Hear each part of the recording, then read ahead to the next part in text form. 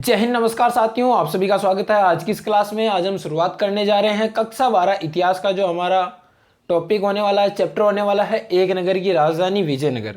यानी कि विजयनगर के बारे में हम चर्चा करेंगे। हमने जो पिछले वाले पार्ट अपलोड किए हैं, अगर वो अध्याय नहीं देखे हैं तो हमारे चैनल पर जाके देखिए, वहाँ पर आपको महत्वपूर्ण एमसीक्यू रिवीजन मिल जाएगा, जिससे जो कि आपकी तैयारी है वो और आगे बढ़ेगी। जो आपका सपना है, लक्ष्य है इतिहास में 97 बनाने का, वो जरूर हासिल कर पाओगे। तो बस हमारे साथ जुड़ते रहिए। अगर आपने एक भी बार पार्ट को पढ़ रखा है अच्छे से तो ये क्वेश्चन आपको आ जाएंगे। बहुत ही ईजी क्वेश्चन है, और अगर ये आ रहे हैं तो समझो कि आपके अंदर कॉन्फिडेंस लो नहीं होगा और कॉन्फिडेंस बढ़ेगा, जिससे इनको करने का मजा आएगा और जो आपका लक्ष्य है उनके तरफ आप बहुत ही करीब जा पाओगे। तो देखो किस तरह से हम एमसीक्यू रिवीजन लेकर आते हैं, और हमारे साथ लास्ट तक बने रिया करो, ताकि आपको पता चल जाएगी कौन सा क्वेश्चन नहीं आ रहा है और कौन सा आ रहा है। नहीं आने का क्या कारण क्या है, और जो नहीं आता उसको कहीं पर नोट कर लिया करो, ताकि बार बार आप रिवीजन करोगे तब आपको वो बार बार आएगा, तो आपकी जो नजरों से दृष्टि से वो निकलेगा तो कंफर्म हो जाएगा, पक्का याद हो जाएगा। तो चलो शुरुआत करते हैं। हमारा पहला क्वेश्चन देखते हैं। हमारा पहला क्वेश्चन क्या रहने वाला है आज का।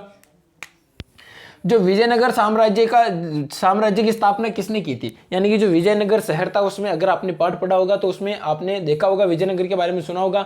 तो विजयनगर की जो स्थापना है वो किसने की थी? क्या वह हरिहर बुक्का ने की थी, या फिर देवराय प्रथम ने की, या फिर कृष्णदेव राय ने की, या फिर सदाशिव राय ने की? तो ध्यान रखना, जो विजयनगर की स्थापना है वो की थी हरिहर बुक्का ने। किसने की थी? हरिहर बुक्का। तो बिल्कुल ए ऑप्शन हमारा बिल्कुल सही हो जाएगा।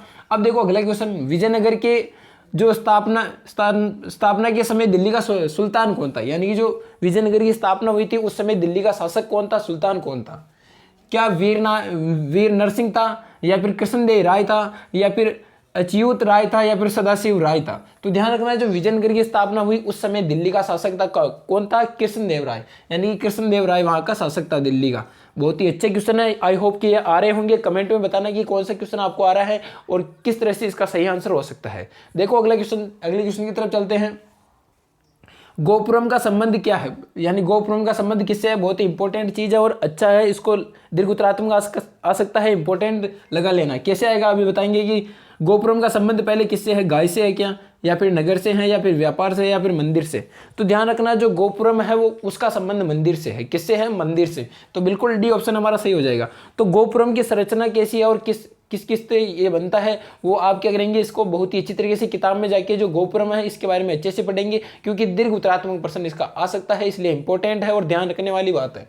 चलो अगले क्वेश्चन की तरफ चलते हैं। देखो, हम्पी किस साम्राज्य से संबंधित था? जो हम्पी शहर है वो कौन से साम्राज्य से संबंधित था? तो देखो, क्या वह मौर्य से संबंधित था, या फिर गुप्त से संबंधित था, या फिर बहमीन साम्राज्य संबंधित था, या फिर विजयनगर साम्राज्य से? तो ध्यान रखना, जो हम्पी शहर है, हम्पी जो शहर है वो कौन से साम्राज्य से संबंधित था? वो विजयनगर साम्राज्य से। किससे? विजयनगर से। बिल्कुल डी हमारा ऑप्शन सही है।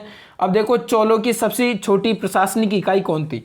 चोल क्या है? जैसे मौर्य वंश गुप्त वंश है, उसी प्रकार चोल वंश थे। तो चोलों की जो सबसे प्रशासनिक सबसे छोटी इकाई थी शासन करने की, वो कौन सी थी? क्या वह उर थी, या फिर मंडलम थी, या फिर वलनाडु थी, या फिर कुर्रम थी? तो ध्यान रखना, चोलों की सबसे छोटी प्रशासनिक इकाई थी वो थी उर। कौन थी? उर।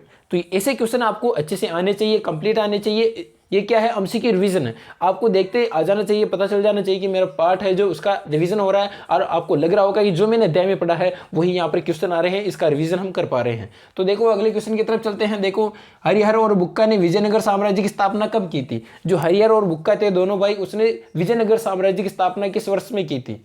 क्या 1366 ईस्वी में की थी, या फिर 1236 है, यहाँ पर है 1336 है ना, 1336 ईस्वी में की थी, या फिर 1236 ईस्वी में की थी, या फिर 1136 में, या फिर 1436 में? तो ध्यान रखना, हरिहर बुक्का जो विजयनगर की स्थापना की करते हैं वो करते हैं 1336 में। कब करते हैं? 1336 ईस्वी में। बिल्कुल ए ऑप्शन हमारा बिल्कुल सही हो जाएगा। अब देखो अगला क्वेश्चन कैसा है, बहुत ही इंपॉर्टेंट क्वेश्चन है और अच्छे से देखना है।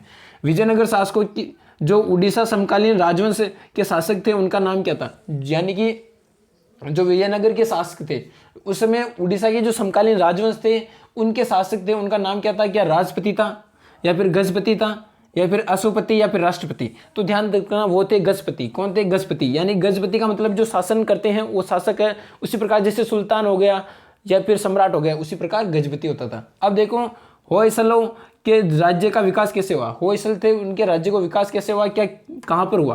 केरल में हुआ क्या, या फिर महाराष्ट्र में हुआ, या फिर कर्नाटक में, या फिर इनमें से कोई नहीं?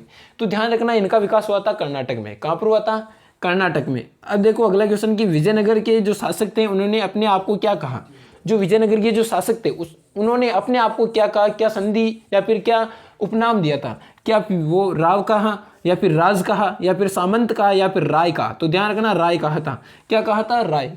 किसने कहा था? विजयनगर के जो शासक थे उन्होंने अपने आप को राय कहा था। अब देखो आज का हमारा अंतिम क्वेश्चन, विजयनगर पर शासन करने वाला प्रथम राजवंश कौन सा था? जो विजयनगर साम्राज्य था उस पर प्रथम जो शासन करने वाला था वो राजवंश कौन सा था? क्या सुलु वंश था, या फिर कणव वंश था, या फिर संगम वंश था, या फिर अरविंदु राजवंश था? तो ध्यान रखना, विजयनगर पर शासन करने वाला सबसे पहला वंश था वो संगम वंश था। कौन सा था? संगम वंश।